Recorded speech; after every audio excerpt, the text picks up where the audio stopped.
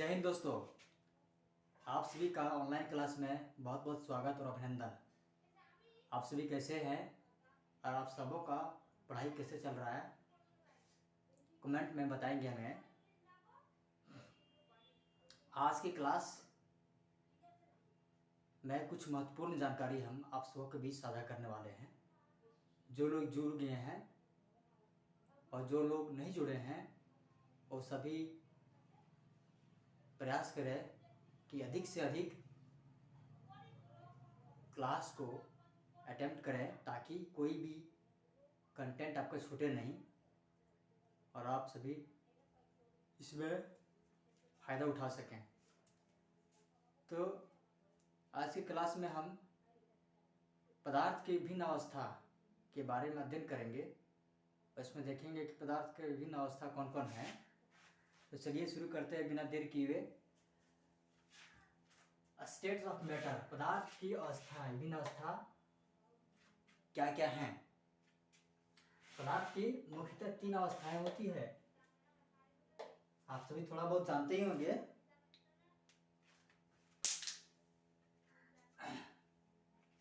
पहला ठोस अवस्था, ठीक है, दूसरा द्रव अवस्था, तीसरा गैस अवस्था। ये 3 अवस्था जो है मुख्य रूप से होते हैं पदार्थ का। तो देखिए तीनों अवस्था का हम परिभाषा समझते हैं कि तीनों ठोस, द्रव और गैस किसे कहते हैं, उसकी विशेषता क्या है। तो एक एक करके हम इन सभी को विशेषताओं को जानेंगे और समझेंगे क्या है। देखिए पहला आपका है ठोस अवस्था।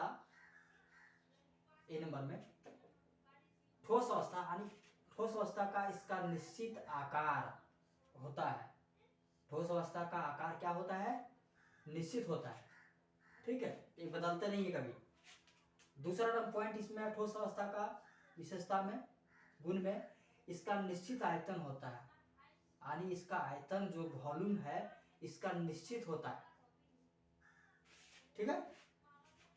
आगे देखिए तीसरा पॉइंट में बाह्य बल लगाने पर भी यह अपने आकार को बनाए रखते हैं।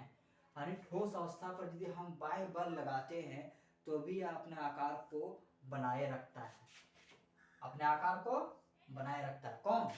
ठोस पदार्थ जो उस पर बाह्य बल लगाने पर भी अपने अवस्था को बनाए रखता है। चौथा पॉइंट, बाह्य बल लगाने पर ठोस टूट सकते हैं लेकिन इनका आकार नहीं बदलता। यदि ठोस अवस्था पर यदि हम अत्यधिक बल लगा दें, अत्यधिक दबाव डालें तो टूट सकता है लेकिन इसका आकार नहीं बदलता है। तो आप समझ गए कि ठोस पदार्थ की मुख्यतः विशेषता क्या है।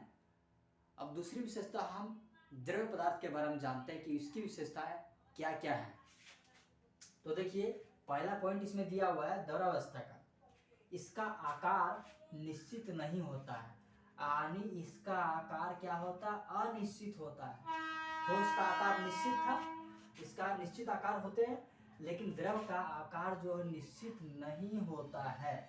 पहला पॉइंट समझ गए द्रव अवस्था का। दूसरा पॉइंट देखते हैं इसमें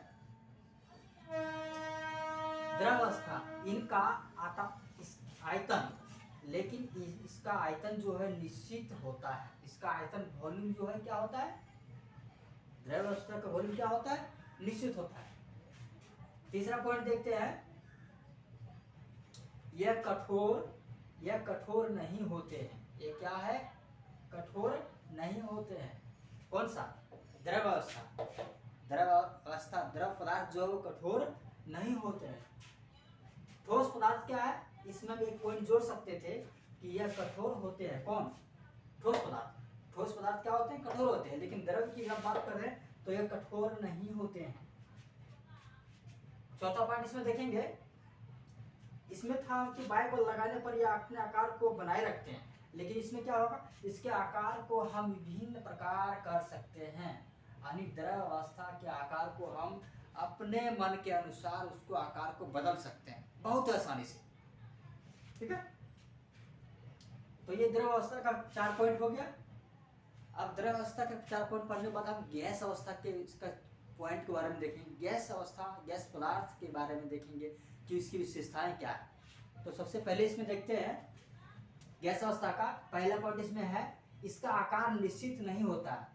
सेम, इसका आकार जो है निश्चित नहीं होता है, यानी इसका आकार अनिश्चित होता है, कोई फिक्स नहीं है। किसका? गैस अवस्था का आकार जो है निश्चित नहीं होता है।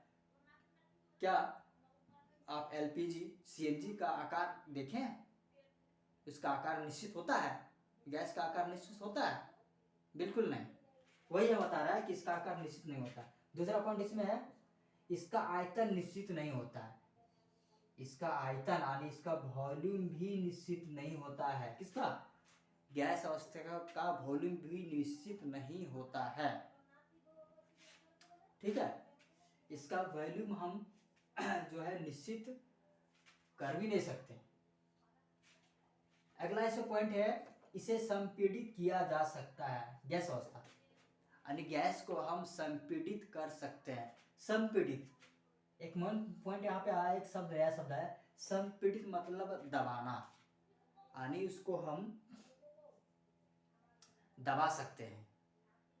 किसको? गैस को हम संपीड़ित कर सकते हैं, उसको कम स्पेस में रख सकते हैं। ये क्या है? द्रवावस्था का मुख्य गुण है। चौथा पॉइंट इसमें देखेंगे हम, इसके कण एक दूसरे से दूर दूर होते हैं। इसके कण एक दूसरे से दूर दूर होते हैं। किसके? गैस अवस्था यानी गैस पदार्थ के कण जो है दूर दूर होते हैं, और बाकी द्रव और ठोस के जो कण हैं बहुत ही पास पास होते हैं। ठीक है, किसका? द्रव और ठोस के। और सिर्फ गैस अवस्था के जो कण होते हैं, छोटे छोटे जो कण अणु होते हैं, वो दूर दूर में होते हैं। तो हम आशा और उम्मीद करते हैं कि आप ठोस, द्रव और गैस तीनों की विशेषता के बारे में पूर्णतः आपको जानकारी हो गई होगी, और किसी भी प्रकार का संदेह आपको नहीं होंगे। तो आज की क्लास में बस इतना ही, और अगली क्लास में हम इसी से कुछ बढ़ते हुए, अगली कदम लेते हुए हम तापमान परिवर्तन का प्रभाव, तापमान परिवर्तन का प्रभाव, टेम्परेचर चेंज का प्रभाव हम देखेंगे और समझेंगे कि टेम्परेचर चेंज में क्या उसका इफेक्ट होता है। ठीक है, जय हिंद, जय भारत, धन्यवाद।